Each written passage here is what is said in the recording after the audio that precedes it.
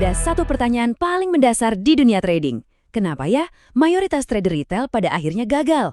Kali ini kita nggak akan cuma bahas soal psikologi, tapi kita akan gali lebih dalam, sampai ke fondasi, ke arsitektur pasar itu sendiri. Kita mulai dengan satu angka yang terus terang cukup mencengangkan.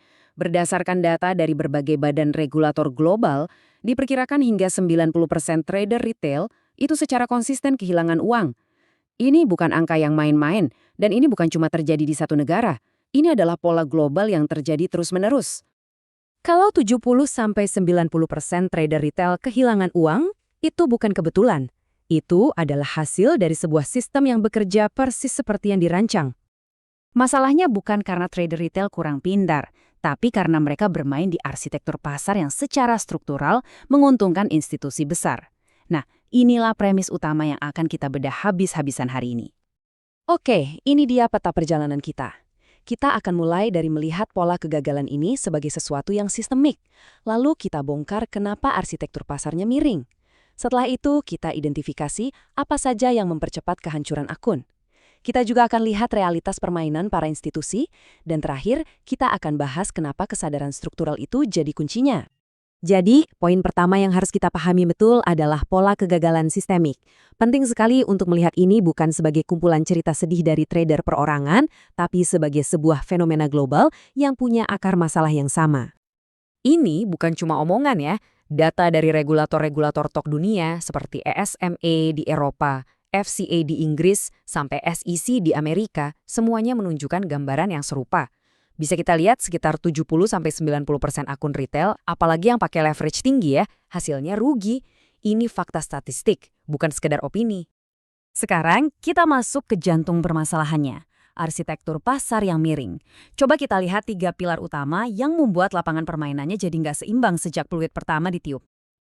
Jadi, ada 3 hambatan struktural di sini. Yang pertama, soal informasi dan kecepatan yang nggak setara.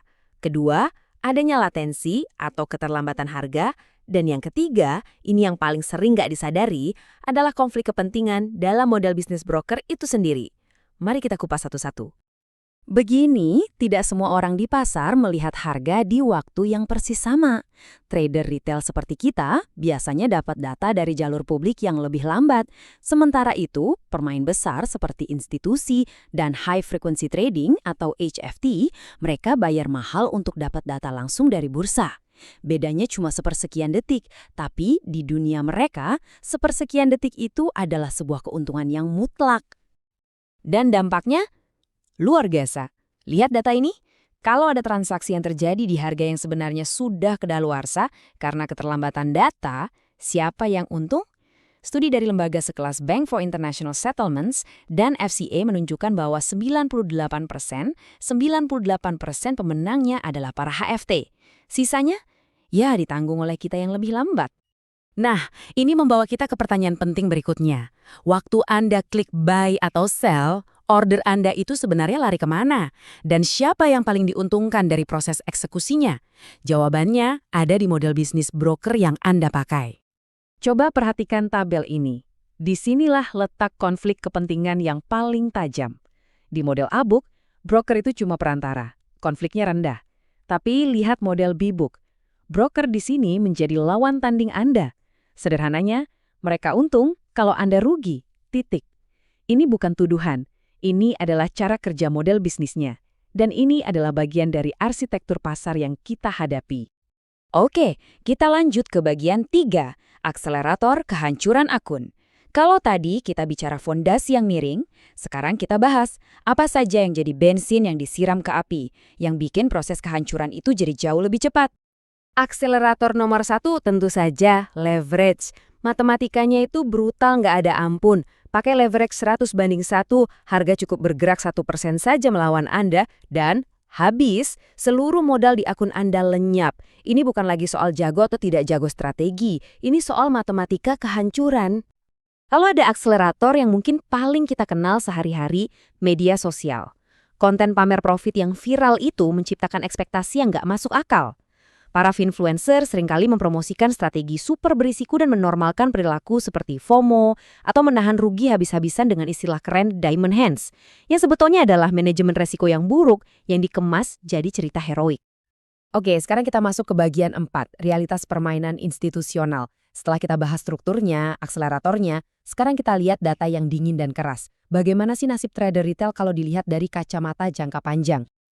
Ada satu studi yang sangat terkenal di pasar futures Brazil dan hasilnya benar-benar membuka mata. Mereka meneliti trader harian yang paling gigih, yang aktif lebih dari 300 hari. Hasilnya, 97% dari mereka tetap kehilangan uang.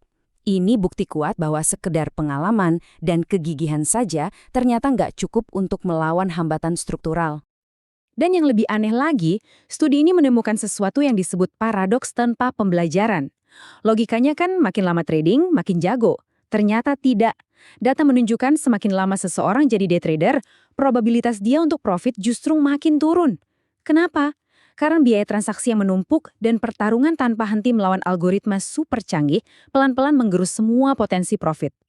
Jadi, kenapa institusi selalu berada di posisi yang lebih baik? Sederhana, karena sistem ini memang dirancang untuk cara mereka bermain. Mereka punya modal raksasa untuk menahan gejolak pasar, horizon waktu mereka panjang, disiplin mereka terstruktur, dan tentu saja akses ke teknologi dan informasi yang jauh lebih superior. Nah, ini semua membawa kita ke bagian terakhir yang paling krusial, kesadaran struktural sebagai kunci. Kalau kita nggak bisa mengubah sistemnya, lalu bagaimana kita harus mengubah cara pandang kita agar bisa bertahan di dalamnya? Kita perlu mendefinisikan ulang apa itu disiplin. Disiplin itu bukan cuma soal patuh pada aturan kapan harus beli dan kapan harus jual. Disiplin yang sesungguhnya adalah disiplin struktural, yaitu kesadaran penuh dan kemampuan untuk mengelola risiko dalam sebuah sistem yang dari sananya memang tidak simetris. Intinya, ada 3 pilar untuk bisa bertahan. Pertama, kesadaran penuh. Sadar di mana posisi kita dalam arsitektur besar ini. Kedua, punya ekspektasi yang realistis, yang didasarkan pada probabilitas, bukan pada mimpi di media sosial. Dan yang ketiga, perubahan cara berpikir yang paling fundamental. Dari gimana caranya mengalahkan pasar, menjadi gimana caranya bertahan di dalam pasar. Di video berikutnya, kita akan membedah kesalahan paling umum yang dilakukan trader retail ketika mencoba bertahan di sistem seperti ini, dan kenapa upaya mereka justru mempercepat kehancuran akun.